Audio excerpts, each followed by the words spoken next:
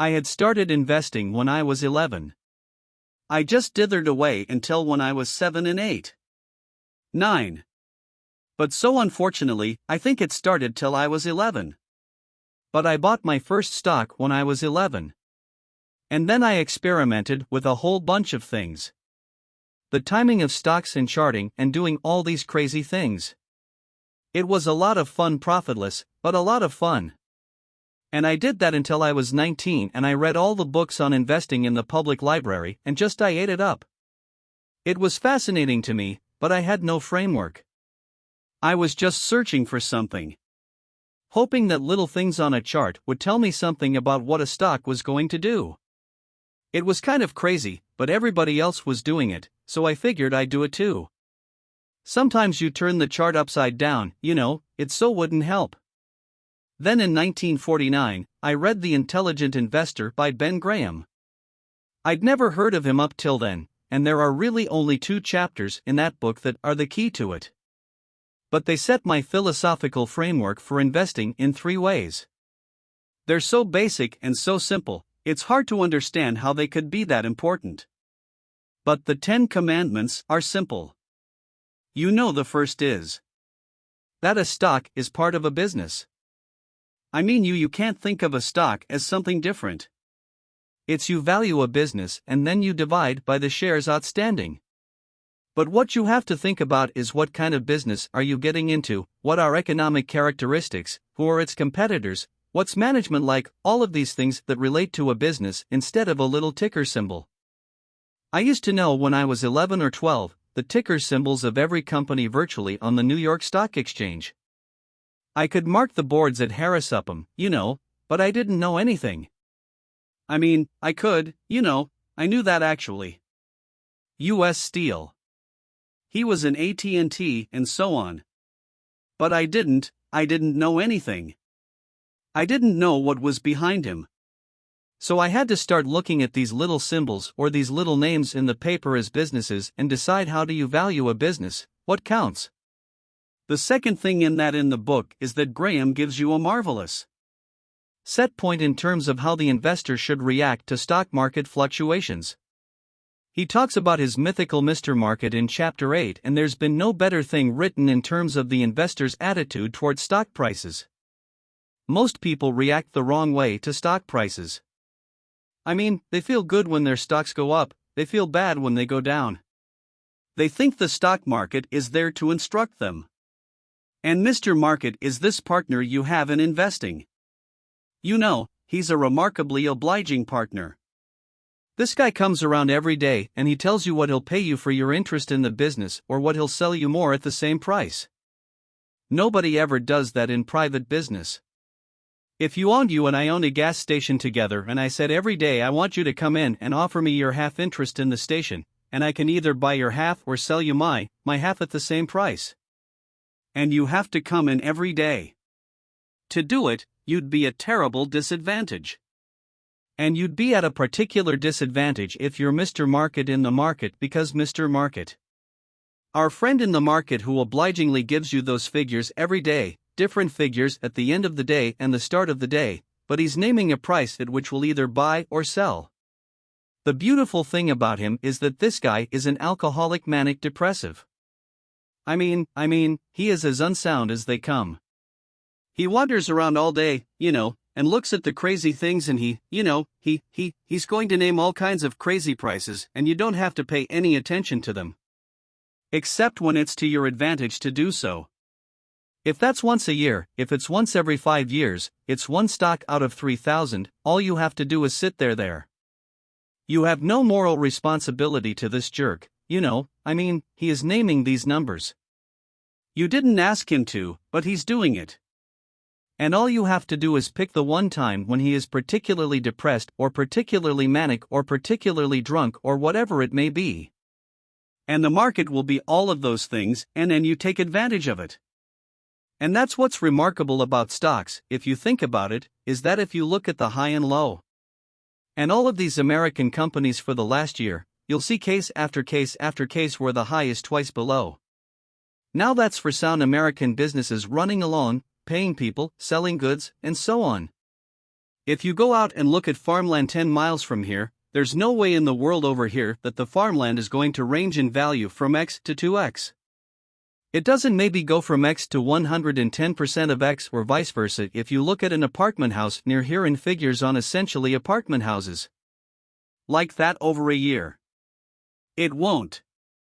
It won't move 10% in a given year. But here are the finest of American businesses, and people just name these numbers that go all over the place, and you don't have to play except when you want to. That's the important thing, and that's what Graham tells you. The market isn't there to instruct you, to tell you anything. The markets is there just basically to serve you when you want it to serve you. You know, one of the most important things to remember in stocks. Very hard to do, but people have all these feelings about the stock. Doesn't know your owner. You know, you're sitting there with these certificates for Berkshire. The company doesn't even know you own it, you know, and the stock doesn't. It's trading now and they don't know you own it. So it has no feelings about you. I mean, you've got all these feelings about it, but it's just part of a business. If Berkshire is worth 75,000 * 1 million 1/2 shares, you know, roughly 110 billion or something like that. It's a good investment.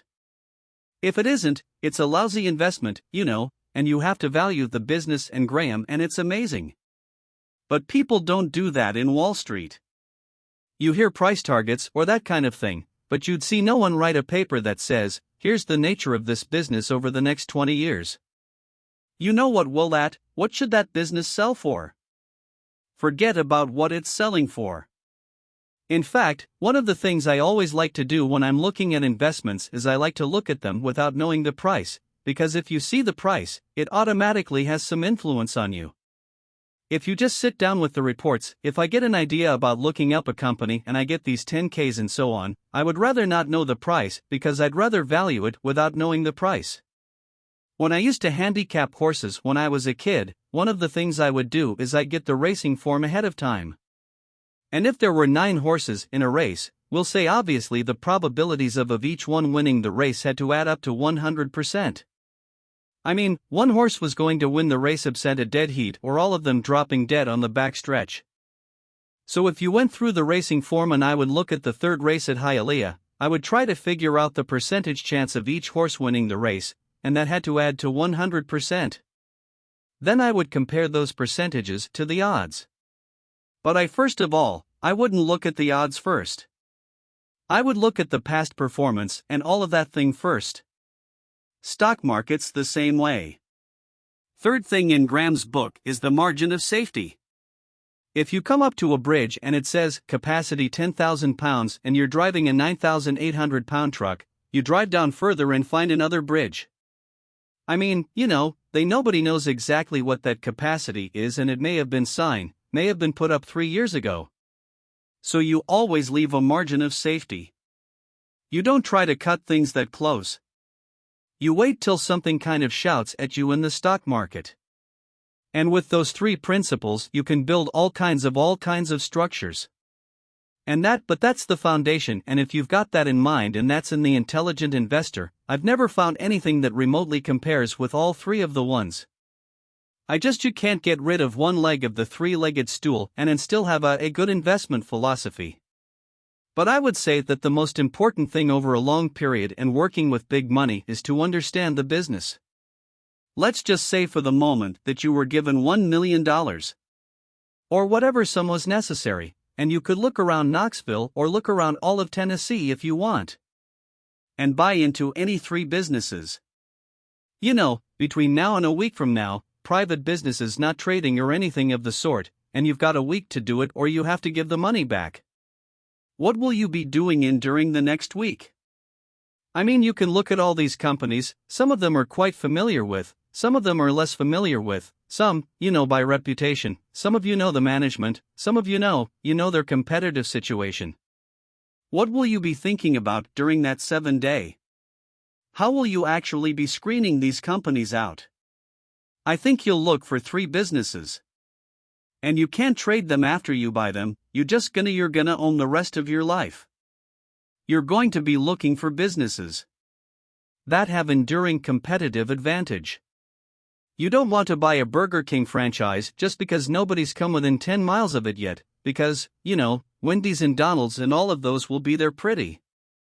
I mean, it isn't necessarily who's earning the most money now. You're going to look for something with enduring competitive advantage now that takes a business with some kind of a motor around it, because capitalism, by definition, is a system where every time somebody has an economic castle, somebody else is going to come after. It's just the nature. If you open a restaurant, it's successful here in town. Somebody's gonna take your menu and probably take your chef, maybe cut your price, maybe offer a little more parking, maybe be a better. Okay, whatever. I mean, capitalism consists of going after the other guy's castle. If that's the case, you want a castle with a big motor around it. There's a lot of ways you can have a motor on something. You could have it by patent protection. You could have it by location in certain areas. I mean, if you have something in people's mind, like Coca-Cola, 6 billion people in the world, practically all of them have something in their mind about Coca-Cola, largely favorable. They don't have anything in their mind about RC Cola. And if RC Cola spent $1 billion advertising, they wouldn't have anything in their mind about RC Cola. But they've got something in their mind about Coke, and generally it's favorable. That's why Coke wants to be where people are happy, because they want to be at the theater, they want to be at Disney World, they want to be at the world. They want always have you drinking that drink of Coca-Cola while at the same time experiencing happiness. And if they do that, they're going to sell a lot of Coca-Cola, and it won't make any difference if somebody is 1/2 cent less on some serving the Coach. So that's an enduring competitive advantage. And you want it run by honest, enabled people. Don't want to go on with a crook, and you don't want to go in with the dope. Now, the best business is to buy the ones where you could have a dope in there. I mean, Peter Lynch says, buy a business that's so good that an idiot can run it because sooner or later one will, And there's some merit to that. In fact, I got a question the other day from this student group, and they said, what's going to happen to Berkshire when you go gaga? And I said, well, Berkshire's so good that I can go gaga. In fact, I may even be, those are the kind of businesses to own. So you want it, but you want to management disable and honest, and then you want a price. That's sensible. And that's what you look for. You go around Tennessee, got a week to do it, and you'll immediately screen out a whole bunch of things. You just know that they weren't a fertile area. That's an important thing to be able to do, to know just get rid of all kinds of things. There was a great article in the New Yorker 30 years ago when Bobby Fischer was playing Spassky in famous chess match, which drew attention around the world, and they examined how the mind could, with billions and billions and billions of possibilities, how it could group things so as immediately cast it down to where you had like 4 options. And of course, when the humans play something like deep thought, or whatever the latest version is with the computer on that computer is making maybe 700,000 or 1 million calculations a second, and the human mind is competing against that. But the computer is checking every possibility, and the human mind somehow has this ability to cast out 99.999% of those things that the computer has to go through in order to focus on the 3 or 4 possibilities that really make sense. And invest things a lot. Like that's not that tough because there aren't that many companies, but you want to cast out all kinds of things. If somebody told me that my life depended on picking among the Dow Jones stocks, a group of 10 that would be the best performers or outperform the index as a whole, I would spend my time thinking of the worst up companies in there. I would cast out things and then I would figure I left those behind. And that's an easier way to approach the problem actually, than trying to pick the 10 best. If you were thinking about the state of Tennessee, there's a whole lot of things you wouldn't examine. You just figure they're tough. You might decide, car dealerships were too tough. It's always going to be competitive. Who knows whether Ford or General Motors are going to be selling more cars 5 years from now, or whether there's any tariffs on foreign cargo, who knows? So you just said I'll give up on car dealers. I'll figure out and think about something else. And that approach that you use there is the same approach. You really want to bring the stock, right? You've got 3,000 companies tonight you can look at on the New York Stock Exchange. There's a valuation on every one of them. It'll change tomorrow. You don't have to play. Once a year, if you have 20, good. If you have 5, good ideas in your lifetime to get very rich. You know, I tell students sometimes they'd be better off if they had a punch card when they got out of school with only 20 punches on it. Because then instead of listening to somebody at a cocktail party and then glance next morning buying some shared, they really think about every punch. And that's all the punches you get. 20 punches is plenty. You just have to make sure that you don't do any of them for frivolous reasons. We never want to buy anything smaller. Berkshire just doesn't make any difference. You know, we want to think about things that can move the needle, and that gets tougher as the capital gets greater. But that's the way to focus on investment.